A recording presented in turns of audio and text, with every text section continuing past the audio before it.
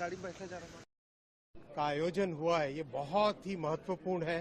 सामाजिक समरसता का हमारे भारत में, हमारी सभ्यता में एकता का संदेश है। इसमें मैं धन्यवाद देना चाहूँगा माननीय प्रधानमंत्री श्री नरेंद्र मोदी जी को, उनके नेतृत्व में इतना जबरदस्त आयोजन हुआ। मैं धन्यवाद देना चाहूँगा माननीय मुख्यमंत्री श्री योगी आदित्यनाथ जी को, इतना अच्छा इसमें आयोजन हुआ। मैं साथ ही धन्यवाद देना चाहूँगा बिहार और मध्य प्रदेश के मान्यवर मुख्यमंत्रियों को भी।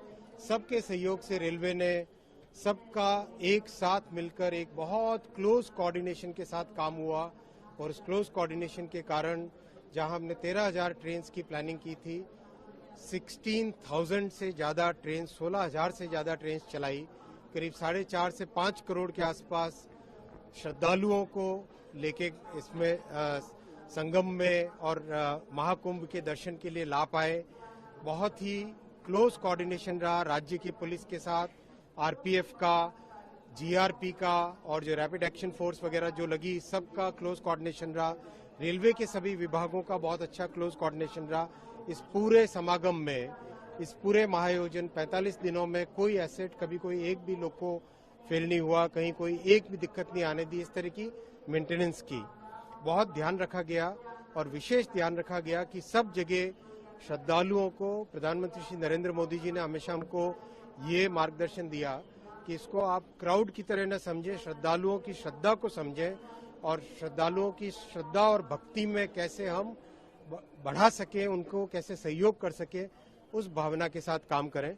कई अच्छे इनोवेशंस हुए, जैसे खुसरो बाग का जो होल्डिंग एरिया बना, बहुत बड़ा इनोवेशन था। उसके कारण सर्ज क्राउड जब आया तो उसको मेंटेन करना आसान रहा।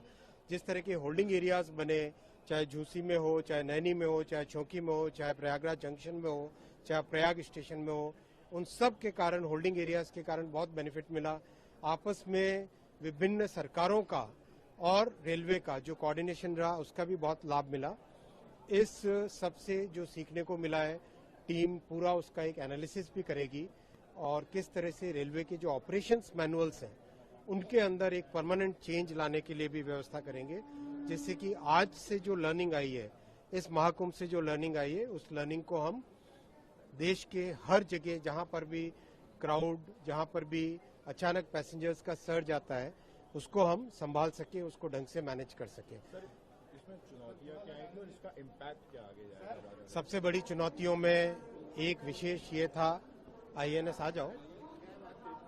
सबसे बड़ी चुनौतियों में एक सबसे बड़ी चुनौती ये थी कि किस तरह से जो श्रद्धालु रिटर्न जाने वाले हैं उनको इस तरह से कंट्रोल किया जाए, किस तरह से मैनेज किया जाए कि इस स्टेशन पे लाना है या किसी और स्टेशन पे ले जाना है, इस सब का विशेष ध्यान रखा गया, और इसका बहुत लाभ हुआ।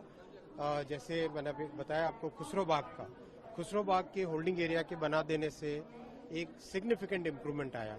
एफओबीज 12-12 मीटर के जो बनाए, उसका सिग्निफिकेंट इम्प्रूवमेंट आया। जो वॉर रूम बनाए गए हर स्टेशन पे, डिवीजन में, जोन में, रेलवे बोर्ड में, उस वॉर रूम से बहुत अच्छा क्लोज कोऑर्डिनेशन हो पाया।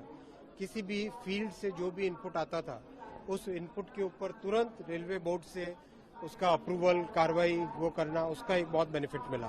तो इस तरह की जो चीजें लर्निंग्स आई है, उसका देश भर में लाभ होगा।